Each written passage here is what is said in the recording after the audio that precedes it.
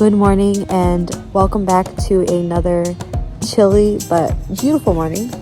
Let me get my camera in. I'm trying to show you this beautiful tree that I'm sitting under. It's a beautiful fall day here in Michigan.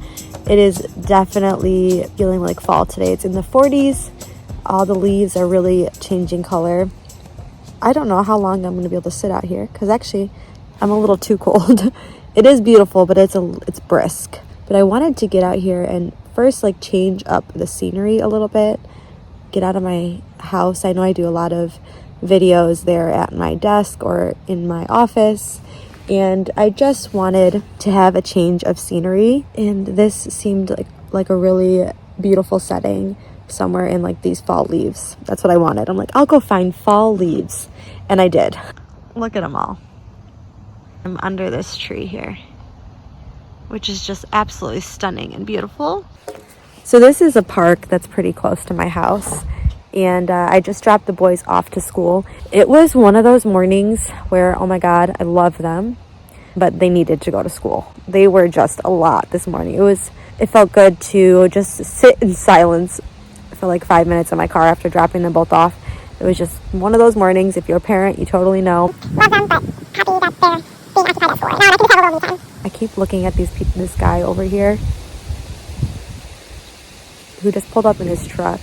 He's just out and he's just kind of looking over here. I don't know. I have an unhealthy fear of being abducted. And now that I said that out loud, I'm not funny. We'll see how long I last out here. Anyway, so I got an email talking about mental health. October 10th is Mental Health Awareness Day, and if you can post something, and there was a hashtag they wanted you to share, in support of mental health, they were hoping that people would kind of share some stories and just kind of bring that conversation to the forefront. And that just happened to coincidentally be after the video that I had posted talking about how I've been dealing a little bit with productivity anxiety and just feeling like I'm never doing enough. And I kind of briefly touched on that video about my own history with mental health. And I thought that I would kind of share a more in-depth story with my own mental health. Yeah, because I briefly touched on it, like I said in that last video. I could definitely go into this and kind of tell you about my own experience. There's some details that I won't include, being that I'm not ready to share everything yet. You have to understand that when I developed severe panic attacks, I was in a really kind of crappy spot in my life at the time. I was in between 19 and 20. It was right there on the cusp, and I had just got out of a really, really bad toxic relationship. I dated this guy for 4 years, and it was a very bad relationship. I had just got done with a thyroid cancer. I had just dropped out of high school. I kind of was in a weird spot in a living situation. I was making a lot of really poor decisions, some decisions that I'm not very proud of. And yeah, so I'll share the details of what I went through for my mental health, but I don't know that I'll share everything following up into that and to why I developed the issues that I did. So anyway, like I said, I was just in between 19 and 20 years old when I developed panic attacks. Yeah, I actually was pretty fearless up until that point in my life. I had other issues, don't get me wrong. Like I said, I made a lot of really, really poor decisions. I was very, very impulsive. I had a very impulsive behavior. So just before I turned 20 years old, I had a sort of traumatic event that had happened to me that triggered my first panic attack. And I'll be honest, I didn't even know exactly what was happening when it happened to me. I felt I was trapped in this place that I was at. I felt walls closing in. Everything just kind of felt distorted. My heart was racing. I was sweating. I thought I was going to pass out. I got really, really scared, and I really didn't know why. And I remember wanting to leave the place that I was at so bad and just feeling like I couldn't leave. I remember kind of holding on to the walls as I walked out of this place and kind of just fell to the ground and called my dad. There's a lot that goes on before that, but like I said, I really don't want to share all of that. I had that first panic attack, and I called my dad, and my dad came and picked me up and brought me home. And he definitely, both of my parents are the type of parents that when hits the fan, like, you can call them and they're not going to judge you or ask questions. They're going to show up for you first, and we could talk about it later. And so yeah, my dad showed up. He came and got me, took me home, helped me through the rest of that evening, because it was a really bad evening for me.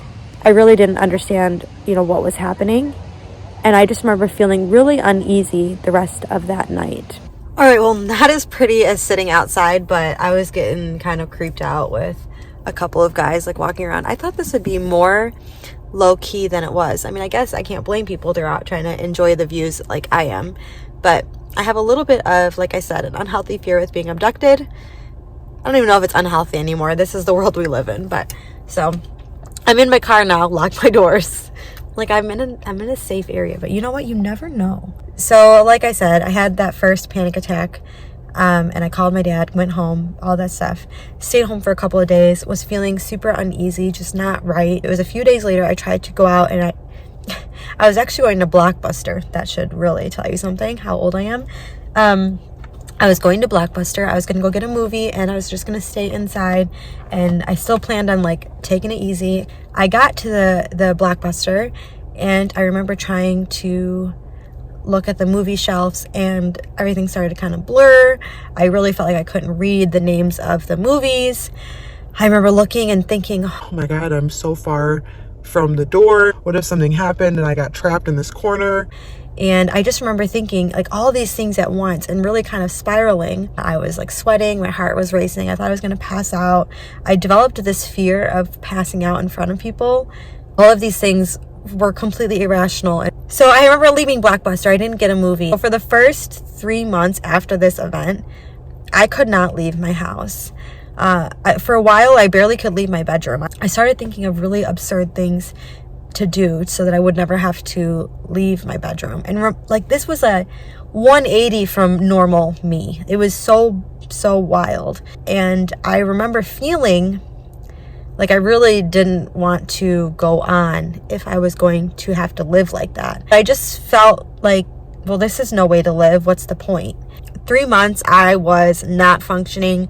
Count me out. I didn't talk to my friends. I barely talked to my family. Like I said, I barely left my bedroom.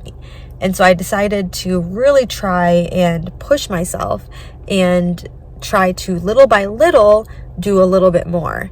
And when I say little by little, I mean, like, for one day I said I'd go sit at the kitchen table for 20 minutes. And it was extremely uncomfortable because I just wanted to be in my bedroom. And I pushed myself to sit on the porch of my house.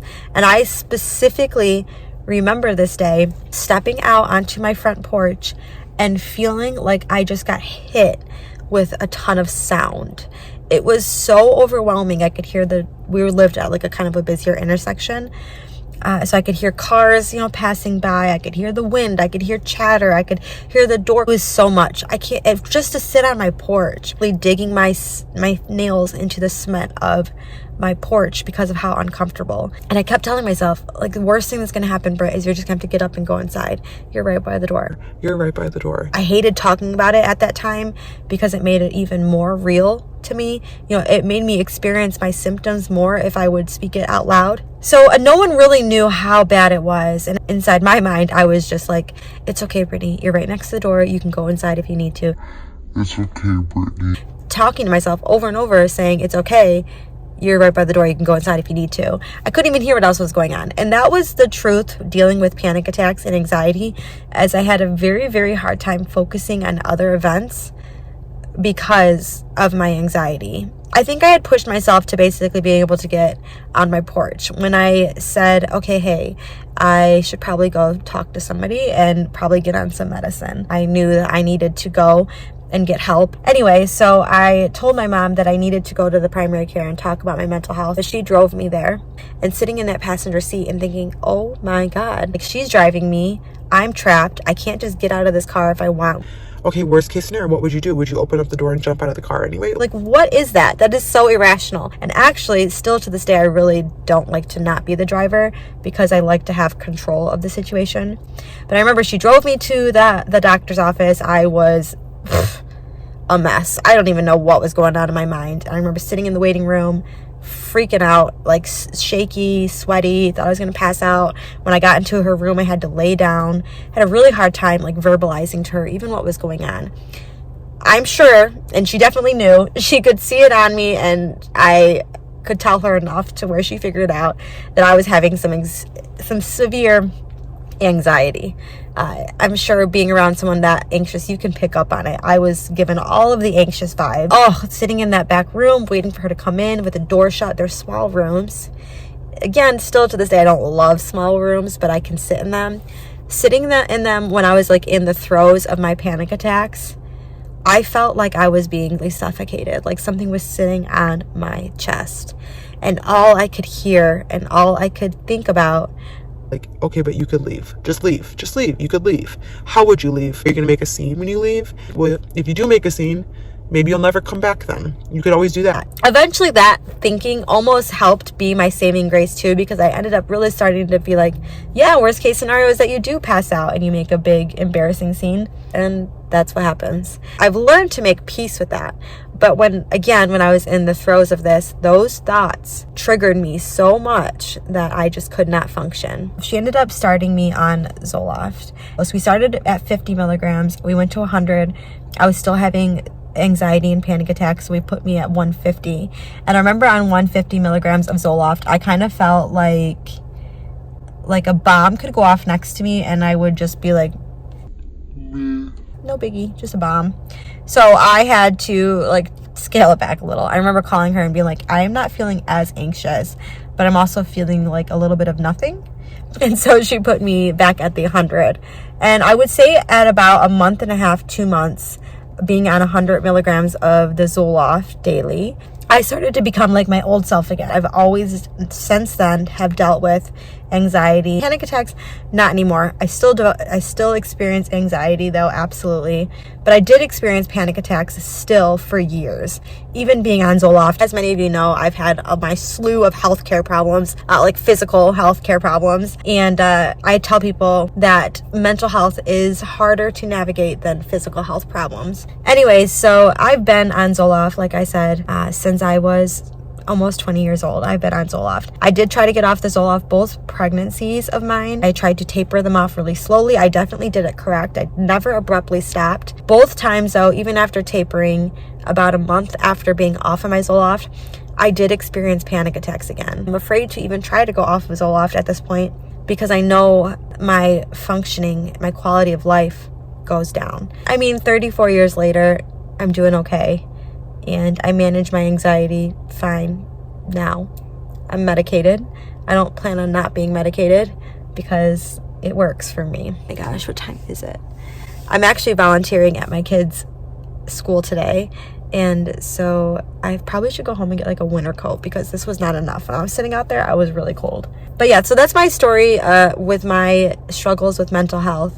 I know we've all had our own struggles. And like I said, when I was in the throes of it, I couldn't talk about it at all. Maybe if I could overcome that and had found a way to talk about it openly, maybe I would have gotten the help I needed sooner. But this really kind of took like 2 years of my life to really feel like I was back to functioning. I stuck with it and made it through. It's always a good reminder that even in those worst moments when you feel like, what's the point? It's not forever. You will not feel that way forever. Obviously, it's easier said than done looking back, but if I could go back and tell young Brittany, like, you'll be okay, you're going to get through this, life's going to be good for you. But hindsight is 20/20. And so I think that's why it's always so important then to share your stories with others, because you don't know what other people are going through. People did not know how bad I was struggling mentally because I didn't talk about it, because I couldn't talk about it. And you don't know what people are going through. And so I think it is important to share these kind of stories with other people so they know they're not alone, that it does get better, but you have to ride it out to see that it gets better. It is really, really crappy, but it's really, really temporary. You will not dwell in these thoughts forever. They will pass and you will be happy again. So it's just riding out the storm. Mental health is definitely a storm and you have to ride it out.